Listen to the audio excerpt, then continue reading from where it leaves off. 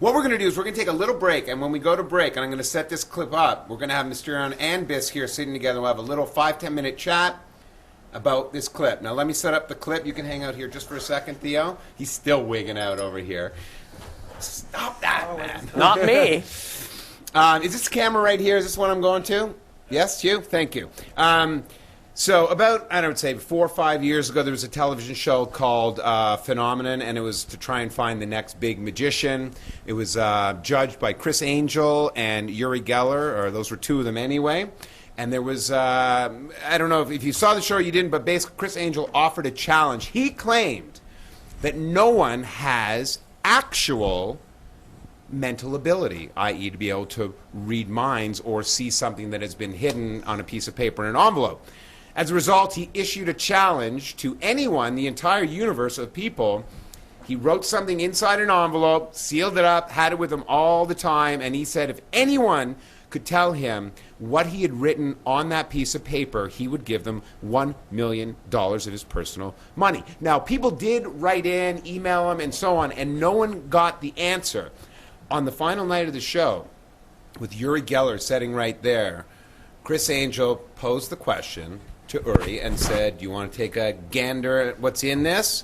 Now we're going to roll the clip because it's very, very interesting. What happened was, as you will see, Uri was still talking and working it out. And whether he would have come to the right answer or not, we'll never know. But you will see, Criss Angel essentially shut him down and just said, yeah, whatever. That basically means you don't know. And he opened it up and showed what was inside. We're going to roll that clip right now, and when we come back, we're going to have a little chat with Mysterion, who's going to sit tight, and Mr. Biss, who's going to come back in, and we'll talk about this clip and the pros and cons of whether or not mentalism really exists. Now, if we could roll that clip, that would be wonderful. But first, there's another pressing question America needs answering. What is inside Criss Angel's envelopes? Chris, it's over to you. We're going to reveal one of the envelopes. The other envelope will be revealed on the premiere episode of Mind Freak. Before I do that, I just would like to ask Mr. Uri Geller, in all due respect, would you like to take a gander at this? I knew you'll challenge me once more. $1 million. But let me tell you something. Although we were born one day apart, I was born on the 20th of December and you on the 19th. There's a lot of... I told you that, correct? Lot of years between us, 40 years. You were 1 year old when I came out with my spoon bending. I guess this is a no. And I wish you live a lot on of success NBC. for 40 We need to know years. what's inside that envelope, please. Here it is. It's a travesty that happened to people all around the world, but specifically to New Yorkers and people that were in New York. If somebody could predict and tell us on 9/10 that 9/11 was going to happen, maybe that could have prevented it. That's why it's a sad day that no one could do that, and people claim they can. An incredibly sad day. Thank you so much for revealing that 9/11. Alas, the mystery has been solved. Thank you very much, Chris. There you go. We are back. Actually, we never left. So we have James Biss back on set here. Mysterion is still here. The clip we just rolled was footage from Phenomenon, the TV show where they were trying to find the next best magician, in which Uri Geller and Criss Angel were judges, and they had that little confrontation at the end. I will set up this conversation with, and I'm going to let James go first on this, because this is interesting, and let me just preface it with, Mysterion, I've been to your shows. I love your shows. You know I know where it's at, and I still absolutely think you're one of the best performers out there doing what you do, no question about it. But I've heard you say, and correct me if I'm wrong, quote unquote, if anyone in this room can prove to me that I don't really have these powers, I will give you $10,000 of my own personal money.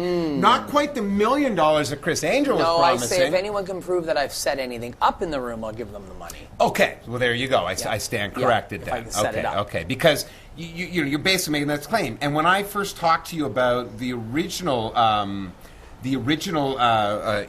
incident, which was Uri Geller on the Johnny Carson show so many, many moons ago, when James Randi, who's Toronto native, you know, he spends his whole life like debunking. Sure. And he was a magician / mentalist as well. As was Carson. When I asked you what you thought of James Randi, you said to me, quote unquote, and I know it's metaphorically, I want him dead. Why? Well, metaphorically, because and it's a fair answer. You said, because anyone who tries to stand between me and putting food on my table, I want dead. Metaphorically speaking, right? I think in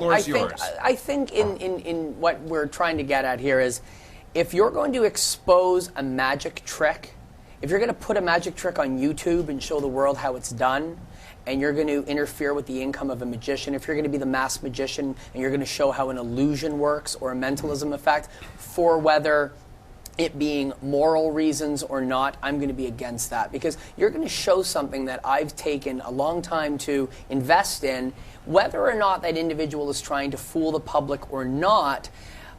That's secondary market.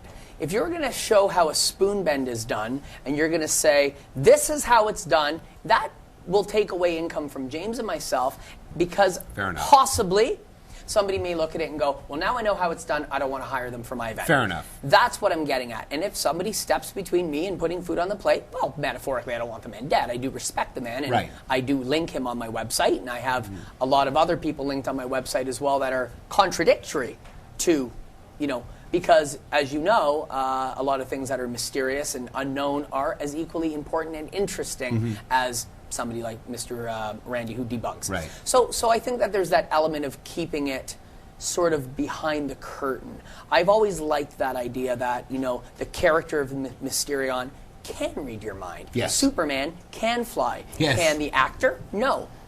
Can I read your mind as CJD? No. Yeah. What? I know what CJ... You got to be in the know. But can Mysterion? Absolutely, because Mysterion is real. Because you have a character. Yes. Right. So let me throw the question to you, and you can comment on that. But see, one time I had this conversation with David Ben, and we all know who David Ben is, and it was interesting. He's a local magician. A local magician who's known on a global basis, and has written a bunch of books. I was just trying to help out. Yes, thank you. Oh, I'm sorry. He truly is a magician from Toronto, but he's bigger than just the city of Toronto. At any rate, he once raised a very interesting point with me, and that was, he said it's an ethical debate in magic, and it transfers over to mentalism, that is there such a thing as too big a lie? For example, people say, I don't like David Blaine because he says no camera tricks are used. But how is that any different than me saying I just stuck that up my nose? I'm lying to create an effect. I didn't really stick it up my nose. I used a method to do it. And so that's where David Ben asked this question, is there such a thing as too big of a lie? And that is what I throw to you. I'm going to throw it to James in terms of when you're presenting clarification. mentalism. First of all, that was a Sharpie up his nose, which is really dangerous, and kids do not try that. I used the blunt end, man. And I'm not and it using wasn't that magic and it wasn't marker. Uncapped either. Yeah, and it wasn't uncapped. I am certainly not going to use that magic marker. But question being, I think the real issue is why would Criss Angel not allow me to reveal the contents of that envelope? I attempted to get on that show. I was consulting to one of the contestants, who will remain anonymous, except she was the only woman. That's the only clue I'll give you. Okay. And I was not allowed to appear on the show, and I was not allowed to reveal the contents of Criss Angel's envelope.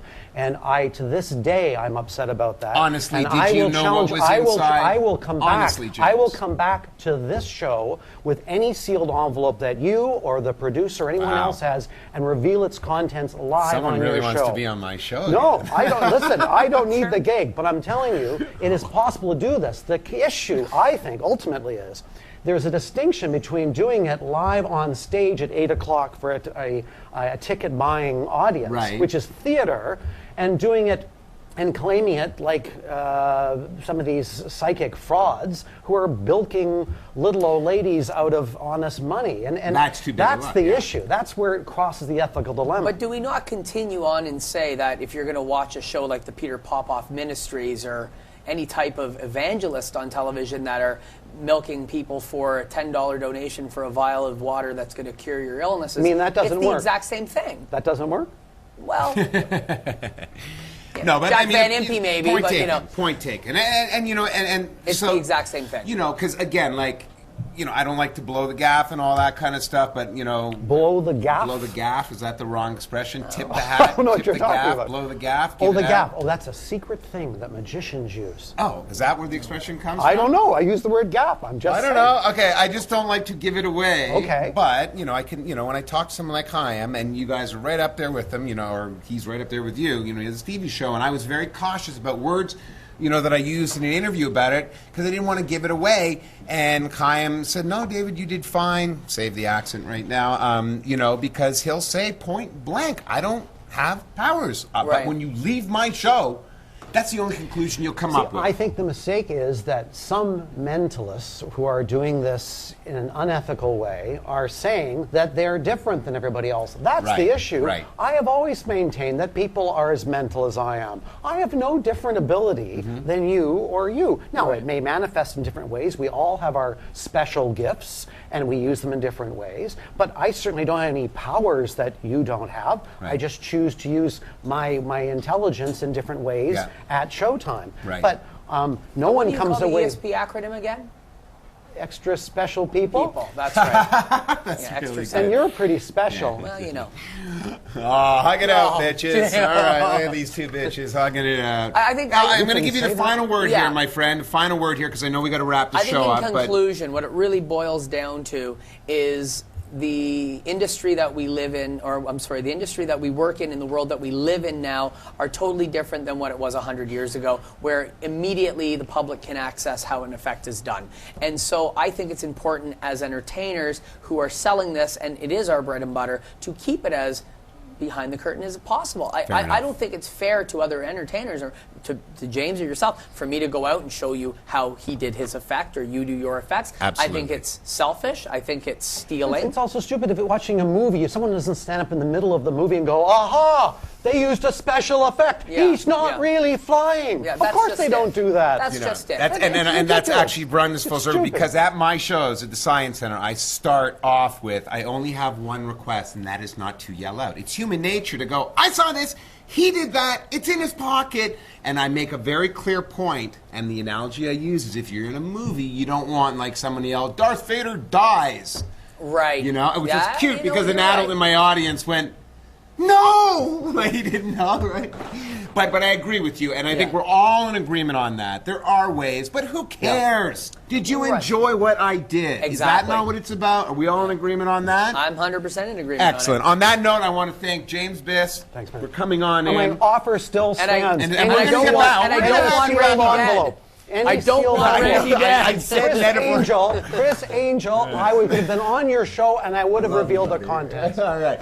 I That was is robbed. I was Mysterion robbed. the Mind Reader. You can get him at MysterionTheMindReader.com or on Facebook. Any day. James Biss at Magical.com or on Facebook. And we will have James Biss back on. And we will have maybe Mysterion seal something in an envelope. It'll be a little tete-a-tete Maybe I'll between get the Dolly two Berlin to mentalists. seal something in an Dolly envelope. Berlin, we're calling you, by the way. Who's a Whose really initials cute... are D. That's all I've got. He'll get back to you on the rest. Anyway, it's been a blast again. A thank you to Mysterion, to James Biss, to we got Hugh Riley, we got Aaron, we got Theo and Vanessa, and that's pretty much it. And me. Until next time, my name is Baldini. This has been the Magical Arts Hour. Take care for now.